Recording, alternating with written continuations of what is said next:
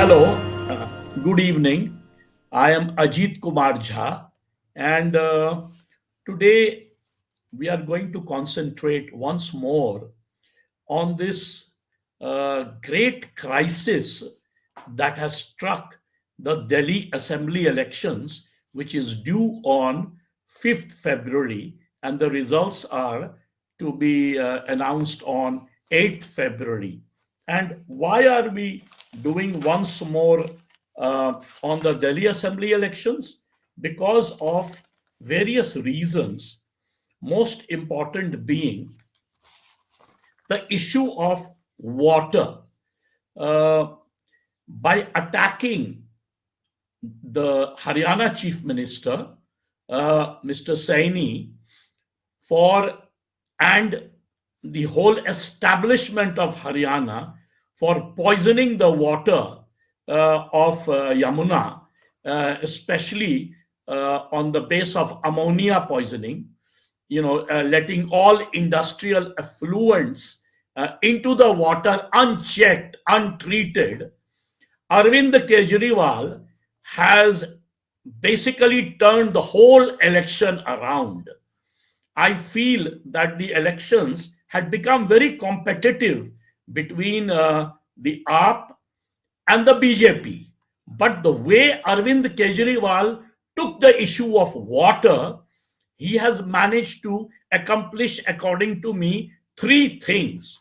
Number one, Arvind Kejriwal is a very clever campaigner.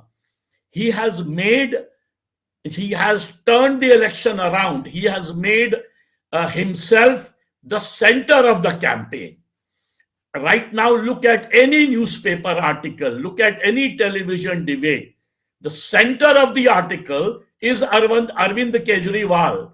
Whether he's a hero or he's the villain, but he's the center of the campaign. Look at the attacks. The Prime Minister begins to attack him from one side. Chief Election Commissioner Rajiv Kumar is attacking him from another side. Even Rahul Gandhi, the Congress leader, the leader of the opposition, has mildly attacked Kejriwal, and all other leaders, including Saini, Haryana Chief Minister, including several BJP leaders. And look at what Kejriwal did. He said, "Why don't you taste the water of Yamuna? Why don't you drink the water of Yamuna?" And Mr. Saini, the Haryana Chief Minister, actually fell almost into the trap. He went and in the glare of cameras, he tried to put Yamuna water into his mouth, but he ended up spitting it. The entire camera caught that. So basically, what he has accomplished, as I said, he is the center of the debate.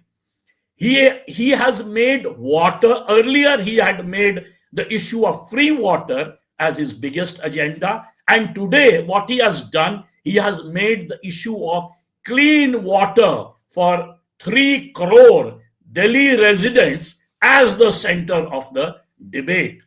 And by that, he has also, in a way, in a very innovative way, I would argue, some would say in a very cunning way. In fact, I think Rahul Gandhi used the word. He said, Arvind Kejriwal is very cunning. That is the right word for him. He's very wily, but he's a brilliant campaigner.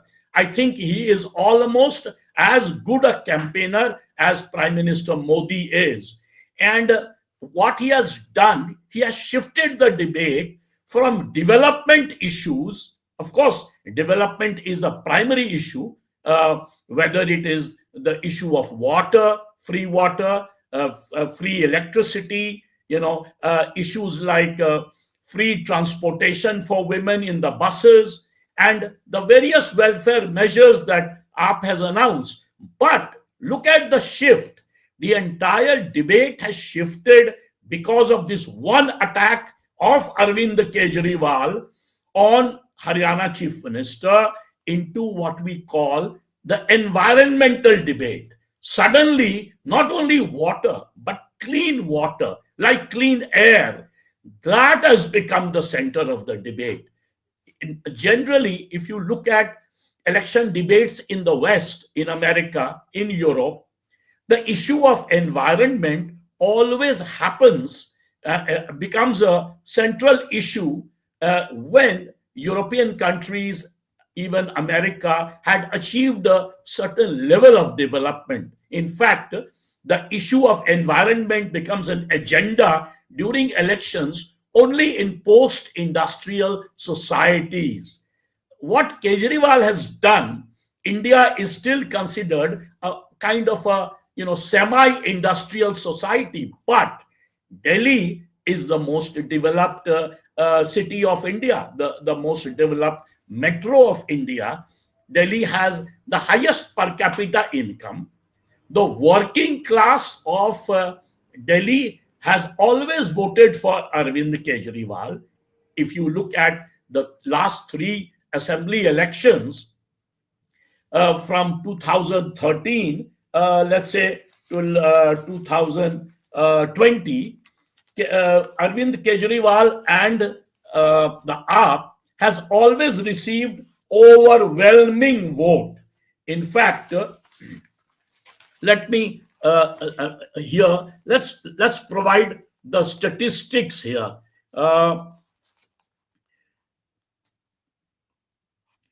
In the last three assembly elections spanning nearly 12 years, in fact, I would say now 13 years, because 2013, 12 years, the majority of voters in Delhi spoke in one voice, echoing the name of Arvind Kejriwal. He has always been the center of the debate. AAP ended up getting, and mark my words, look at percentage vote, 53.46% vote in 2013. Remember 2013. 2013 is when BJP, along with Shiromani Akali Dal, had won the single largest party almost status. They had won 32 seats. But the trouble is, with 7 assembly constituencies in Delhi, you need to win 36. Arvind Kejriwal and the Congress formed an alliance, and Kejriwal immediately formed the government. What is shocking, that Kejriwal, with 53.46% of vote of entire Delhi, had not become the single largest party by then. It was the second largest party. But then look at what happened in 2015. And that, remember, the 2013 government only lasted for how long? About 49 days.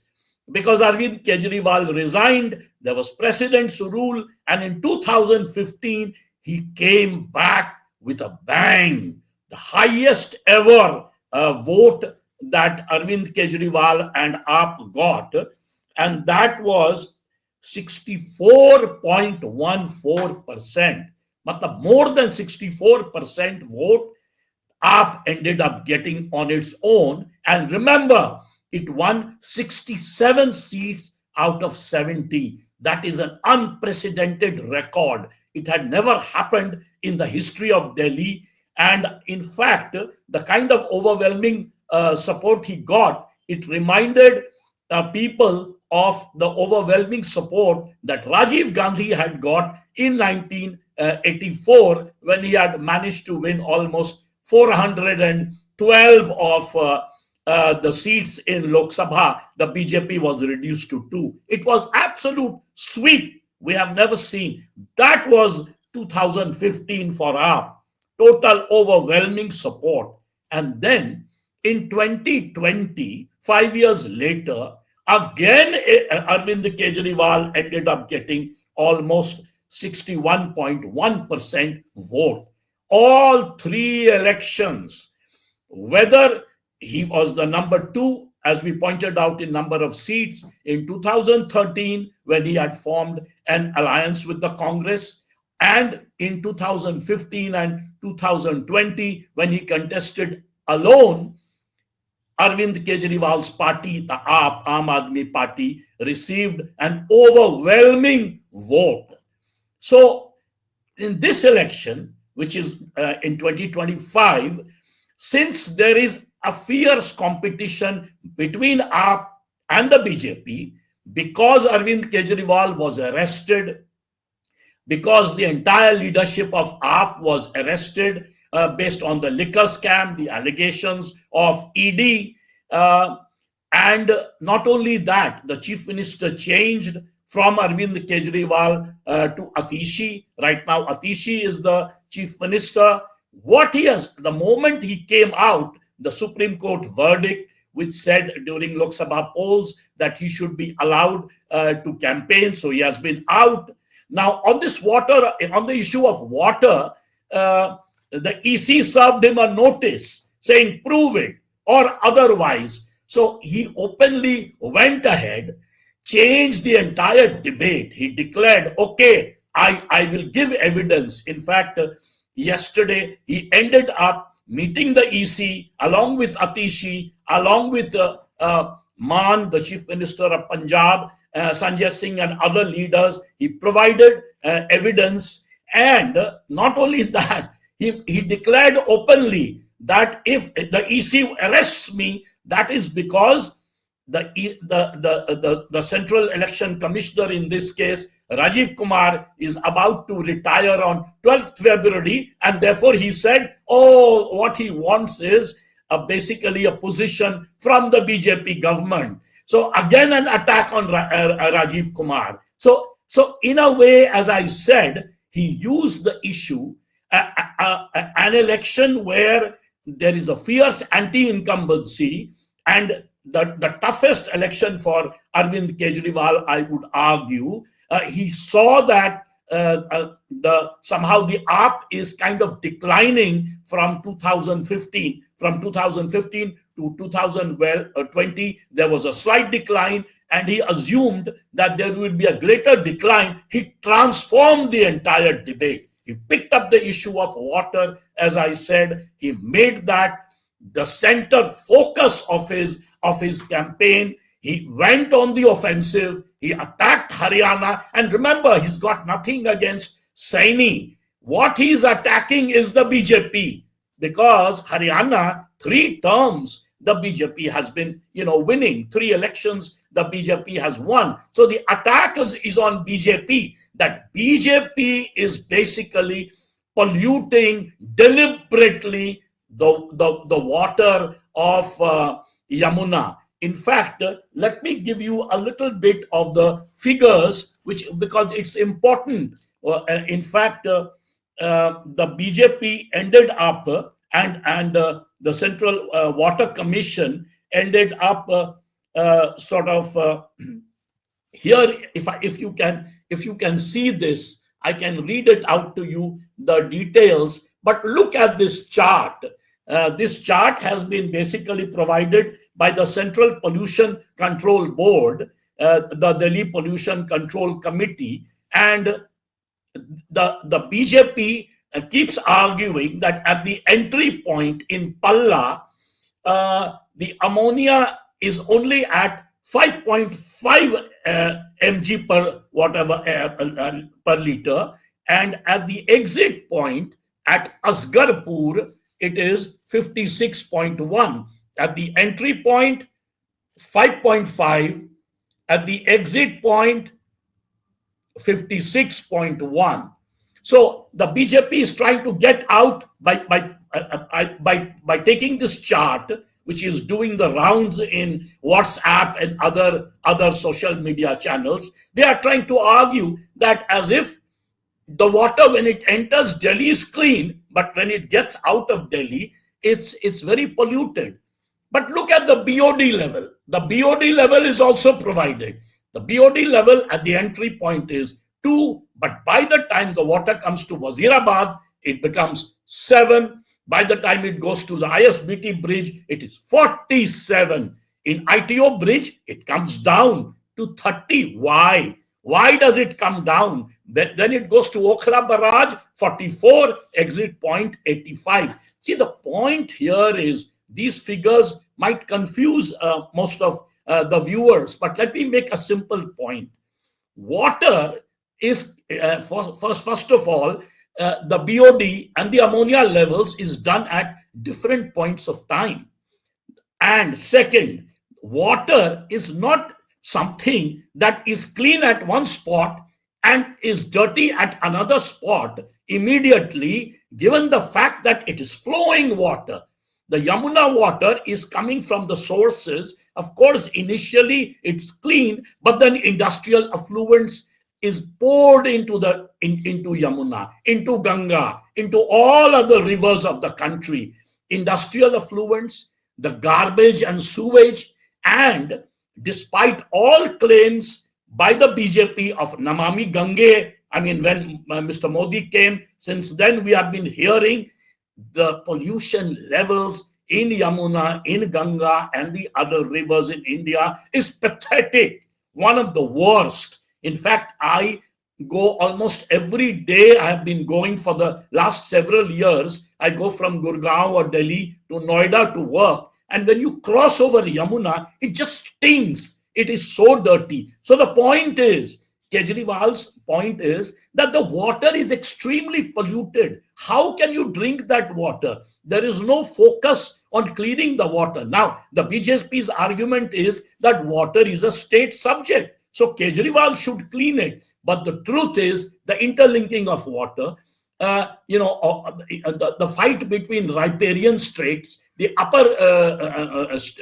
riparian state and lower riparian states is a conflict all over the country. So you cannot point out, yahan saaf hai, yahan ganda hai. You cannot say it's clean here, it's dirty here. The point is the focus should be, there should be a bipartisan, all-party committee which should work towards cleaning up the water, which hasn't been done. But Kejriwal has cleverly used this in the campaign to point out that I care for the 3 crore Delhi residents. I will give them free water. I will give them clean water. The BJP is not helping. The Central Election Commission is not helping. They are sending all kinds of silly allegations against me. They want to arrest me. I was in jail. I'm ready to go to jail. He's becoming a martyr.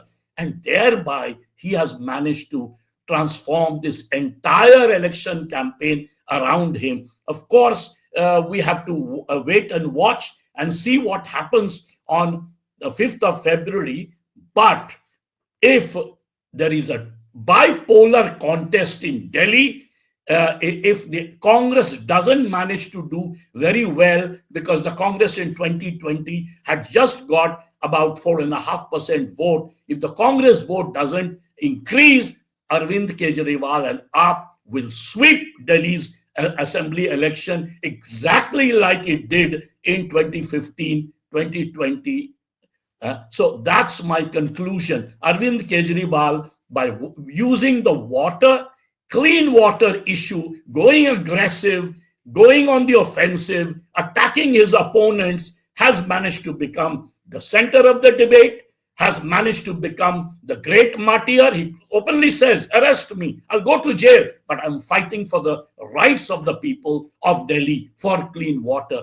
Thereby, he has managed not only to bring back, to retain his working class support, he has also managed to influence the middle class, because the middle class doesn't care so much for free water, but it cares for clean water. So this is an attempt to grab the BJP's middle class vote, retain his working class vote, and make water the biggest point. And therefore, it seems if this continues in other elections in the country, because he has set in a way the template, the debate, the election debates in India would not only center around development, but go to the issue of environment, as I pointed out, a very important change in agenda, which is the agenda of post-industrial society. So as we develop, we not only care for water, but clean water. Thank you very much. Please do look for future debates in our channel. Thank you.